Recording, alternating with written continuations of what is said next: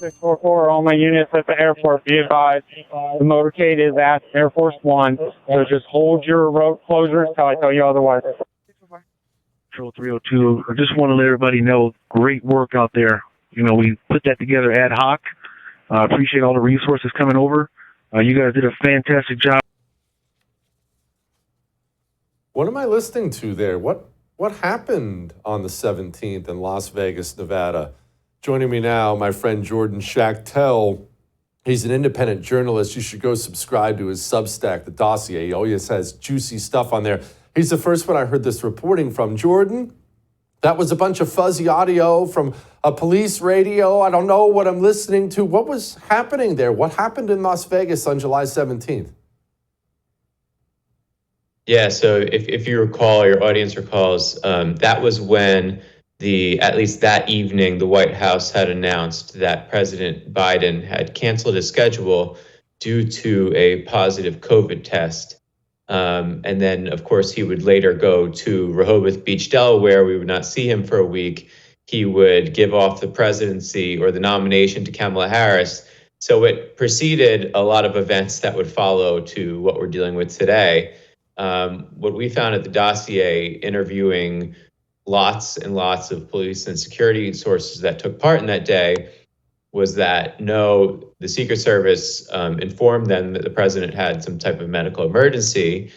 We had not yet had the audio clips. So the other day, the Heritage Foundation's Oversight Project got those clips via Freedom of Information Act request and released them to the public.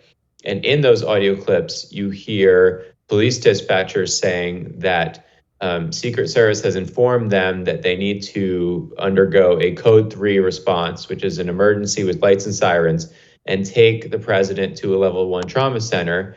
Certainly doesn't sound like COVID to me.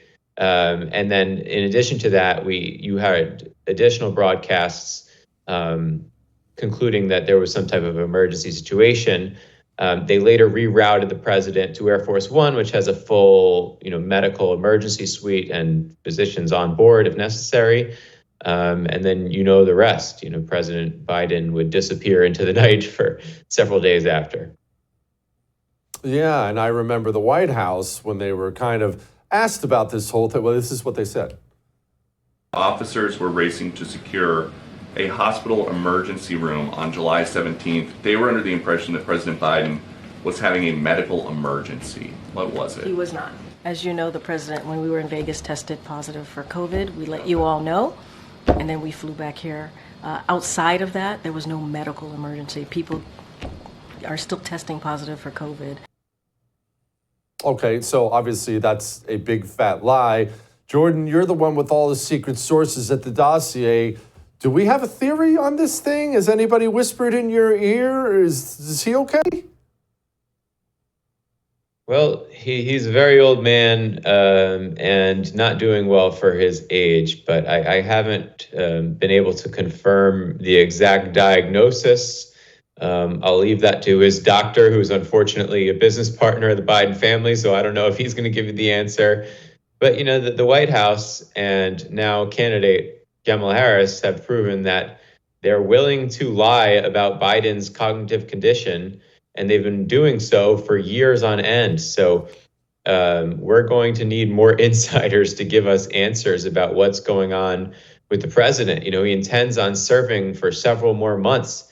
He wants to last until Inauguration Day, which is kind of shocking how far gone he is. I was reviewing his schedule over the past week.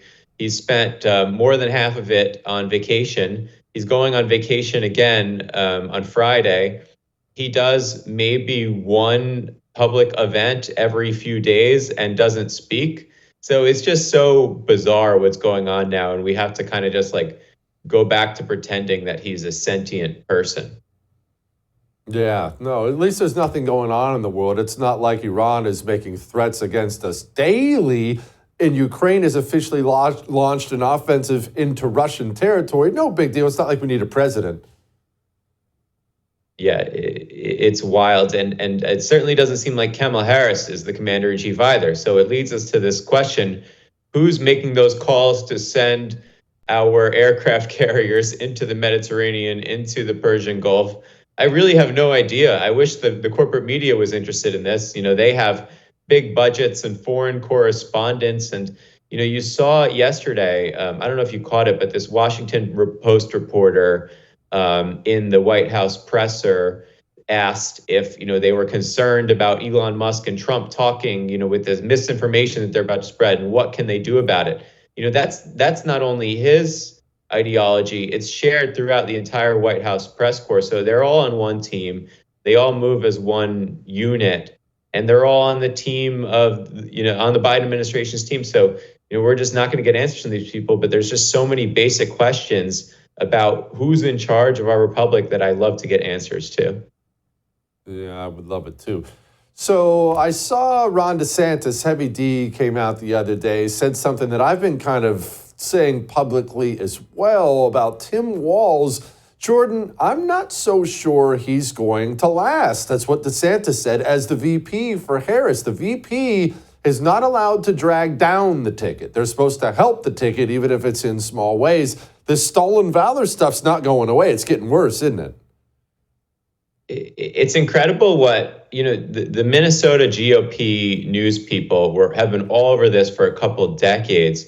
Unfortunately, none of this stuff reached a national level.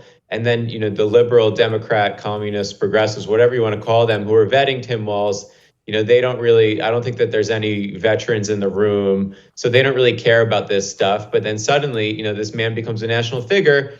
And then over, a 20-year period since he left the National Guard, we find that Tim Walz has this amazing ability to, allude to this idea that he was a combat veteran without announcing it directly. I mean, he has done it a few times, but usually he's pretty good at saying, when I came back and my kids were older, or, he has a variety of messaging, rhetoric, tactics that he uses to insinuate that he's been deployed either to Afghanistan or Iraq.